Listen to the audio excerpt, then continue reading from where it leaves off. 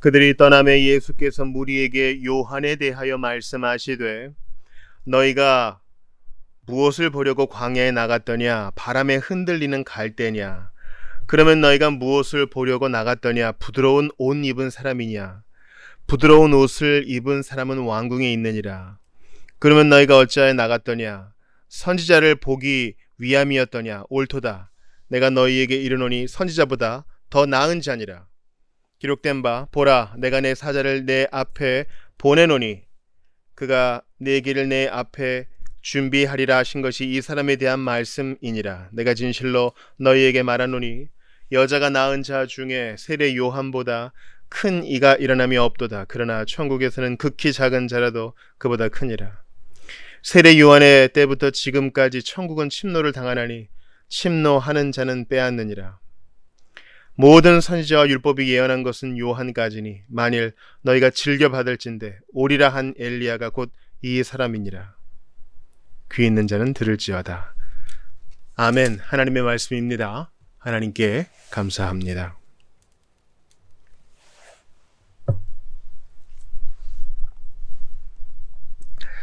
마태복음 11장 초두에서 세례 요한이 잡힌 기사가 나옵니다. 우리가 이것을 목요일 새벽에 봤어요. 그런데 이제 잡힌 요한에게 문제가 생깁니다. 아무리 성령 충만하고 불붙은 화라산처럼 외치는 사람이라 할지라도 고독에 쌓이고 공경에 처하고 불안에 엄습하면 그도 별 수 없다는 것입니다. 요한이 믿음의 심각한 균열을 일으키게 돼요. 그래서 자기의 제자들을 예수님께 보냅니다. 그래서 확인을 받게 해요. 당신이 바로 그분 맞습니까? 메시아 맞습니까? 아니면 우리가 다른 메시아를 기다려야 할까요? 이래요.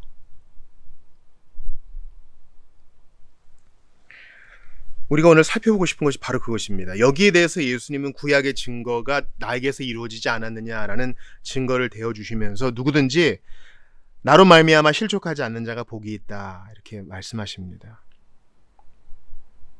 참 은혜죠.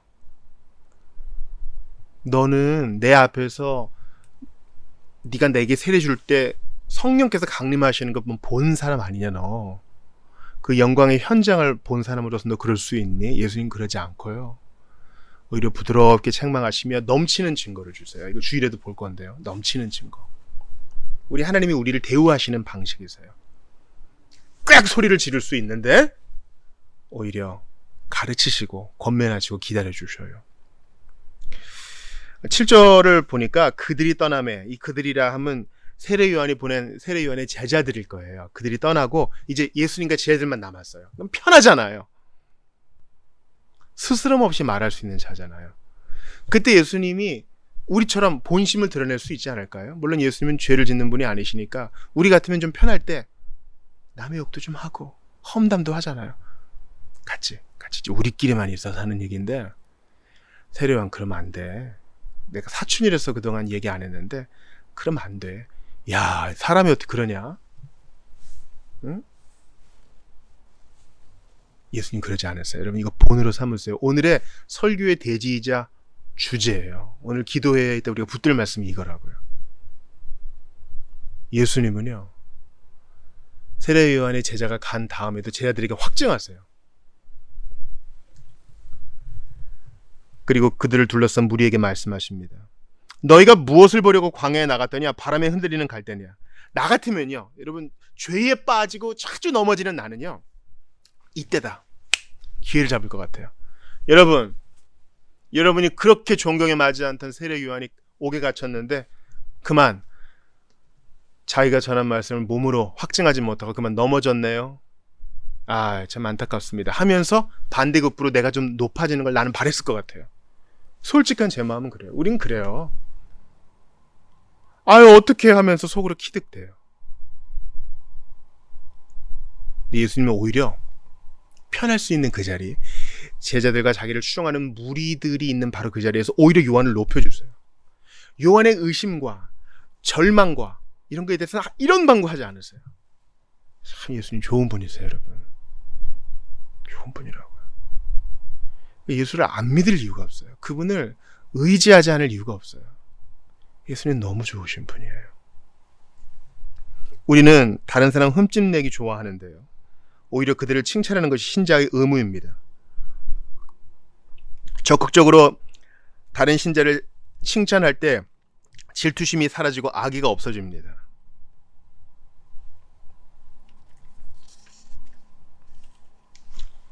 이제 예수님은 요한이 끝이 온 것을 아셔요.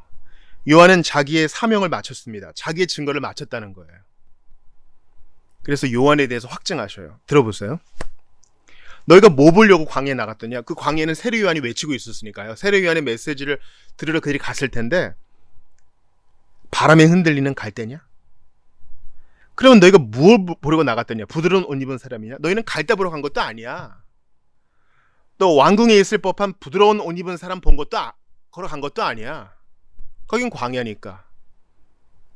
너희들 거기 왜 갔느냐?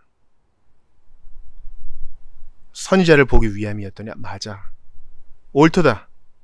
그는 선지자보다 더 나은 자고 구약의 선지자 중 가장 높은 자라고 할 수 있어. 예수님이 어떻게 높이세요? 여자가 낳은 자 중에 요한보다 큰 자 없다. 물론 천국에서는 가장 작은 자도 요한보다 크긴 하지만 이 땅에서는 그렇다. 요한을 높여주세요. 기억하세요. 그의 좌절, 넘어짐, 심각한 믿음 손상에 대해서 한마디 안 하셔요.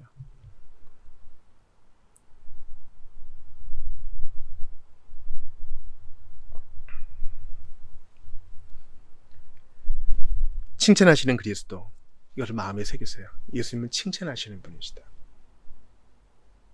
세례 요한의 전체 일생을 통해 한번 생각해 봐요. 그는 모태에서부터 성령이 충만했고요. 부모님하고 나이 차가 꽤 있었을 테니까 광야에서 독고 생활을 꽤 했을 거예요. 그리고 그는 단 하나의 목적을 위해서 이 세상에 왔어요. 그것은 바로 그리스도의 오실 길을 예비하는 바로 그 소리의 사역입니다. 그걸 잘 감당했어요. 이제 그는 죽음의 잔을 마셔야 돼요. 하나님이 요한을 풀어주지 않으십니다. 이거 받아들여야 돼요. 우리도 그럴 때가 있다고요. 조금 더 일하고 싶은데 주님이 아니야, 이제 맞춰야 된다 할 때가 있어요.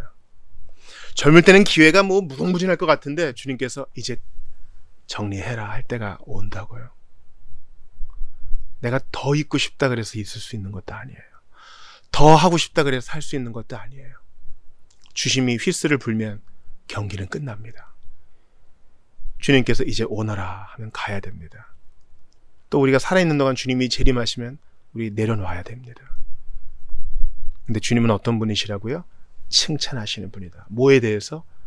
우리가 전생애적으로 지속적으로 주님을 섬기고자 했던 그 열심에 대해서, 선과 발로 한 행위에 대해서, 믿음을 지킨 일에 대해 우리를 칭찬하세요. 이거 다 주님이 힘주셔서 한 거거든요. 주님이 성령 주시고 은사 주시고 믿음 주셔서 그분이 주신 선물로 다 한 건데 마땅히 할 일을 한 건데 칭찬하세요. 게다가 요한처럼 나는 의심했거든요. 난 절망했거든요. 난 신세한탄했거든요. 여러분, 제가 이제 부부 상담을 좀 하게 되면요, 안타까운 경우를 많이 봐요. 부부가 주안에서 결혼할 때 검은 머리가 팥불이 되도록 죽음이 우리를 갈라놓을 때까지 평생 신실하겠다고 약속해요. 평생이란 말에 방점이 있어요. 그런데 보통 부부들은 한두 달 힘들면 막 인생이 무너지는 것 같아서 끝장을 내려고 그래요. 바보예요. 바보라고요. 평생을 두고서 결심했는데 며칠 힘들다고 약속을 무효로 하려고 그래요. 아니요. 있을 수 없는 일이에요. 우리 예수님께서는요, 우리가 부족하지만 결혼 생활이 늘 화려하고 행복할 수 없잖아요. 때로 싸우고 갈등하고 또 견뎌내고 침묵의 시간도 있고, 그러다가 봐주는 시간도 있고 용납하는 시간도 있고 이해하는 시간도 있고, 여러 가지 시간을 통틀어 사랑이라는 감정과 그 약속을 지켜내는 거예요. 그게 결혼 생활이죠. 예수님도 그러세요. 우리가 주님께 늘 신실하지 않은 거 예수님 알아요.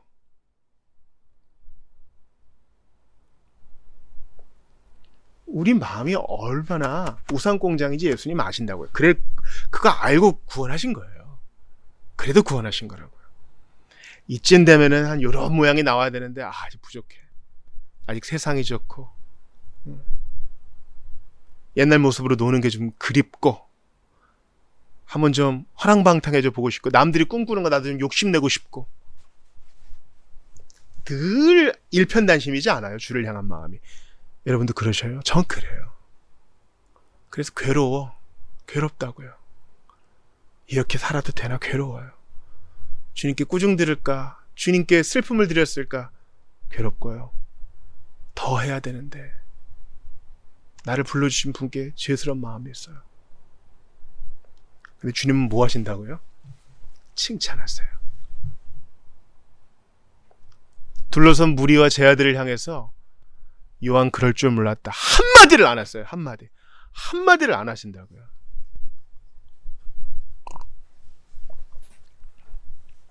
자녀를 칭찬하는 부모 여러분 보신 적 있어요?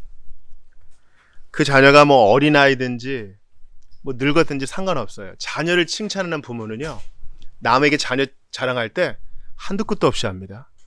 그리고 없는 말도 있는 것처럼 지어내요. 그렇게 자녀 칭찬을 해요. 나한테 얼마나 잘해주는지 몰라. 나한테 얼마나 필요한 거 잘 공급해주는지 몰라. 얼마나 효자인지 몰라. 얼마나 착한지 몰라. 안 착할 때 있었거든요. 안 착할 때 있었다고요. 말 안 들을 때 있었다고요. 사춘기 요란하게 보낼 때 있었다고요. 돈 허랑방탕하게 쓰고 이상한 사람 만났을 때 있었다고요. 근데 최종적인 부모의 자랑은 뭐예요? 얼마나 착한지 몰라. 얼마나 나한테 잘하는지 몰라. 마태복음 11장에서 예수님이 세례 요한에 대해 하시는 것은 바로 우리를 향한 말씀이에요. 야, 나 요한 그럴 줄 몰랐다. 그렇게 뒤통수를 치네. 잠깐 보여봐. 내가 너희들한테만 하는 얘기인데 요한 진짜 나 실망한 거 있지. 와, 그렇게 고상한 척을 하더니 나에 대해 의심을 하네. 자기가 세례 줘놓고서는 맞냐고 물어보네. 야, 이들은 정상이야? 감옥에 갇혀있더니 정상이 아니야. 예수님 이렇게 안 하세요. 자녀를 아끼는 부모는요, 자녀가 자신을 가슴 아프게 한 거요, 어떻게 있겠어요? 그러나 있기로 작정했어. 그래서 문제 삼지 않기로 작정했어. 자기 눈에 볼 땐 늘 효자로, 늘 효녀예요. 아들아 괜찮다. 딸아 괜찮다. 부모의 눈에 자녀는 늘 예쁘고 사랑스러운 존재라니까요. 그리고 나중에 여러분 부모가 돼보세요. 애가 어리든 크든 피곤하게 자는 모습을 한번 보세요. 사랑의 감정이 넘치듯 솟아올라요. 우리가 한 주일 동안 정말 힘들게 살았잖아요. 날도 덥고 피곤해 지쳐가지고 그냥 널브러져 자고 있을 때 그제서야 주님 우리를 보시며 측은히 보시고 사랑의 마음을 보이셔요. 기억하세요. 주님은 흠집내는 분이 아니셔요. 천사들 앞에서 우리의 죄악을 까발리시는 분이 아니라고요. 천사들도 이거 기이하게 여겨요. 예수님이 세례 요한에 대해 이런 방구, 그의 흠과 결격 사유에 대해서 이런 방구하지 않으신 것처럼 우리에게도 그리하셔요. 그러니까 우리는 이상한 편견을 갖고 있어요. 응? 온 세상에 도일한 가운데 천군 천사도 내생물도 24장로도 다 도일해 있는 가운데 우리가 주님 앞에 딱 서게 되면 우리의 부족한 것에 대해서 막 폭로하실 것이라는 이상한 생각 갖고 있어요. 여러분 그 복음이 아니에요. 그런 생각을 조금이라도 갖고 있다면 그거 바꾸셔요. 탕자의 비유 아시죠? 탕자의 비유. 둘째 아들이 아버지가 아무리 기다려 안 죽으니까 빨리 유산 땡겨달라 그래요. 살아있는 아버지한테 유산을 땡겨달라는 것은 되게 모욕적인 처사였어요. 당시 팔레스타인 문화에서 그랬다는 거죠. 지금도 그렇고요. 아버지가 내줘요. 마음이 떠났으니 뭐 돈을 안 주고 배기겠어요? 땅을 팔았겠죠. 근데 회개하고 돌아와요. 그러고 나서 이제 아버지가 신세 한탄을 합니까? 여기 손 들어. 지금 한번 따져보자. 여태까지 돈 얼마 썼어? 이런 거. 얼마 남았어? 이런 거. 집에서 입고 간 옷은 어디 갔어? 아버지는 한마디도 안 물어요. 무슨 말을 하려고 그래도 툭 맞고 잔치하자. 송아지 잡자. 반지 끼자. 신발 신자. 이게 부모 마음이에요. 결혼해서 나간 자녀가 큰일을 당했어요. 부모는 직감적으로 압니다. 아, 얘가 지금 배우자와 사이가 안 좋구나. 경제적으로 좀 문제가 있구나. 몸이 아프구나. 부모는 직감적으로 알아요. 그래서 자녀가 오랜만에 집을 찾아오면 이런 방구 묻지 않고 밥 먹었니? 우리 맛있는 거 먹자. 우선 먹고 쉬게 해줍니다. 기억하세요. 주님은 우리를 헐뜯는 분 아니셔요. 예수 안에서 회개하면 우리의 지난 죄를 문제 삼지 않으시고 우리가 예수님처럼 순종한 자로 여겨주셔요. 그리고 우리의 일생의 경향성을 존중하세요. 부족했지만 섬기려 했다. 부족했지만 사랑하려 했다. 우리는 앞에 방점을 찍죠. 부족. 주님 부족해요. 기준에 못 이르렀어요. 늘 죄송합니다. 우린 여기에 방점을 찍지만 주님은 진짜 예배자였고 나를 사랑한 자였고 사명을 감당하려고 했던 자였고 인내했던 자였고 어떻게든 예수를 붙들려고 했던 자다. 천사들 앞에 자랑한다고요. 여러분 엘리베이터에서 할머니 할아버지 지하철이나 버스에서 할머니 할아버지 만나보신 적 있어요? 통성명도 안 하고 그냥 자식 자랑을 합니다. 그런 거예요. 천사들 앞에서 24장로들 앞에서 자랑하시는 예수님. 그리스도는 그의 종들이 자기들의 일을 다 마쳤을 때 그들을 위한 칭찬을 준비하고 계십니다. 요한복음 12장 26절을 한번 들어보세요. 요한복음 12장 26절입니다. 사람이 나를 섬기려면 나를 따르라. 나 있는 곳에 나를 섬기는 자도 거기 있으리니 사람이 나를 섬기면 내 아버지께서 그를 귀히 여기시리라. 이거 기억하세요. 사람이 나를 섬기면 내 아버지께서도 그를 귀히 여기신대요. 우리가 부족했어도 세례 요한처럼 어떻게든 섬기려고 했다면 그 마음과 중심을 주님이 받으사 칭찬하신다는 거예요. 그냥 당연히 해야 될 일 한 건데요. 아니 집 나간 탕자가 항복하고 집에 온 거 당연하게 할 일인 거잖아요. 아니요. 아버지는 잘했다 그래요. 잘했어.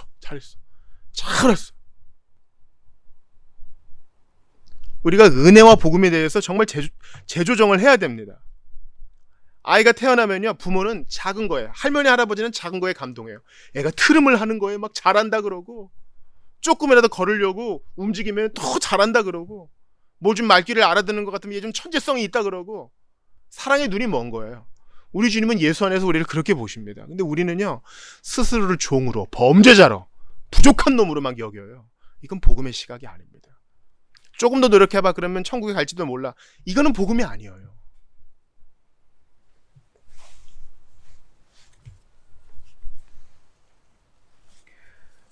주님은 그래서 오늘도 우리에게 너에게 요한의 때와 같은 때가 올 것이니 부지런하라. 주님을 섬기려는 그 마음 꺾지 말아라 하십니다. 왜냐하면 주님의 칭찬과 상이 우리 앞에 놓여있기 때문입니다. 오늘 본문 마태복음 11장의 좀 후반부를 보시겠어요? 12절 보세요. 세례 요한의 때부터 지금까지 천국은 침노를 당하나니 침노하는 자는 빼앗느니라. 요한이 뭘 했기에 사람들이 천국을 얻으려고 침노해요? 회개하라. 천국이 가까웠느니라 그러잖아요.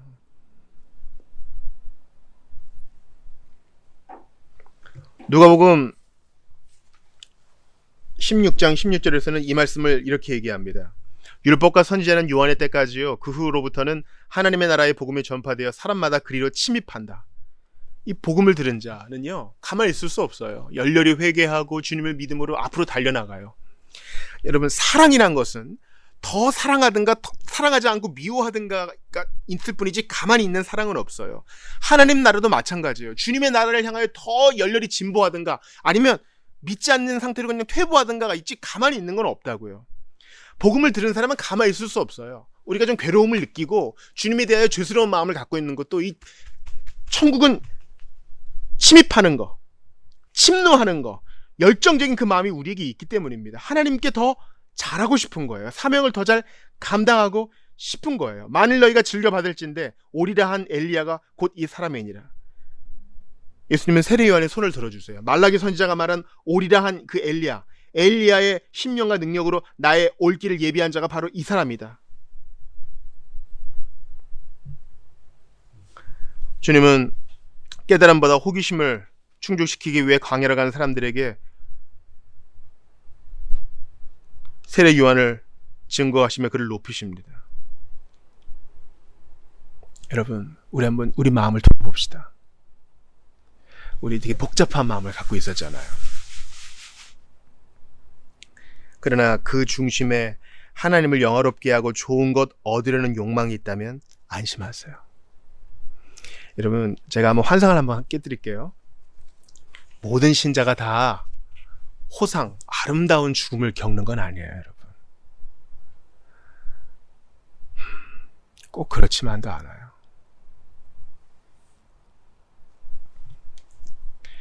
우리나라에서 최초로 신구약 주석을 완성하신 박윤선 박사님이 마지막에 아주 큰 병을 앓으셨어요.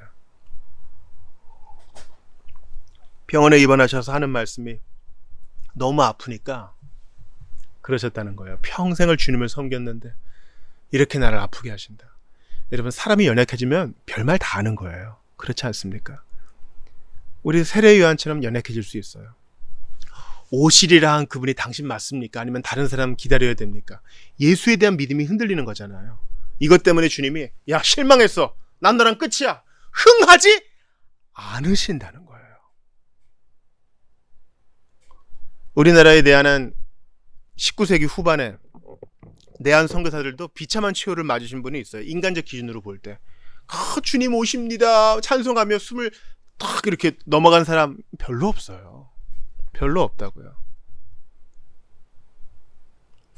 언더우드는 연세대학교, 그 당시에는 조선 크리스찬 대학이었죠. 그거 세우려면 일본어를 배워야 된다고 해서 일본 본토에 갔다가 병에 걸려 죽었잖아요. 그럴 줄 알았어요? 아니요. 우리는 다 한계가 있고 다 연약함이 있고 다 부족함이 있어요. 제발 강한 척 하지 말아요. 제발 나는 아무 문제 없는 척 하지 말고, 제발 나는 죄 안 지은 척 하지 말고, 제발 위선을 버리자고요. 우리 AA 선생님들이 안녕하세요, 알코올 중독자 문정 김입니다 하는 것처럼 우리도 은혜 받은 죄인,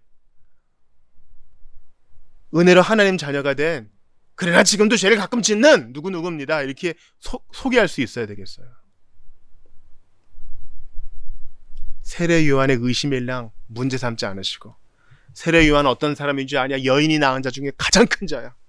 세례 요한이 어떤 일을 했니? 바로 그는 엘리야였어. 나의 갈 길을 예비했지. 충실하게 잘했어. 상 받을 거야. 그리고 세례 요한의 메시지 때문에 많은 사람들이 천국을 향해 지금도 침노하고 있어. 회개와 믿음으로 하나님 나라에 들어가기 위해서 애쓰고 있어. 여인이 낳은 자 중에 가장 큰 자, 세례 요한. 너희는 그들에게 메시지를 받았느냐? 너는 세례 요한에게 메시지 받았느냐? 혹시 부드러운 옷 입은 사람 보러 간 거 아니냐?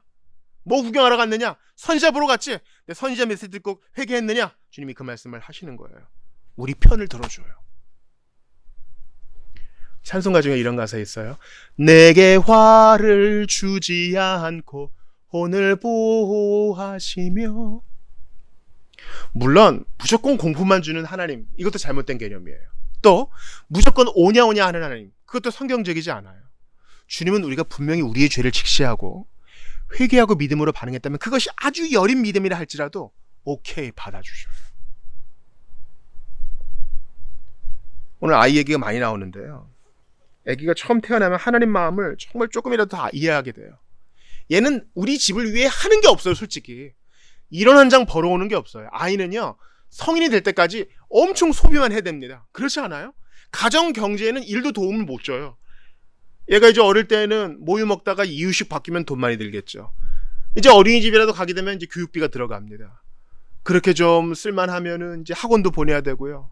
이것저것 가르쳐야 되고요. 결혼할 때까지 도와줘야 돼요. 그러나 그런 경제적 가치로 아이를 키우는 사람은 하나도 없어요. 그냥 얘가 웃어만 줘도 좋은 거예요. 부모는 아이가 빵긋 웃는 것으로 평생 받을 그 상을 다 받았어요. 얘가 나한테 해줄 효도는 이미 다 끝났어. 빵긋 웃어주는 거 하나로.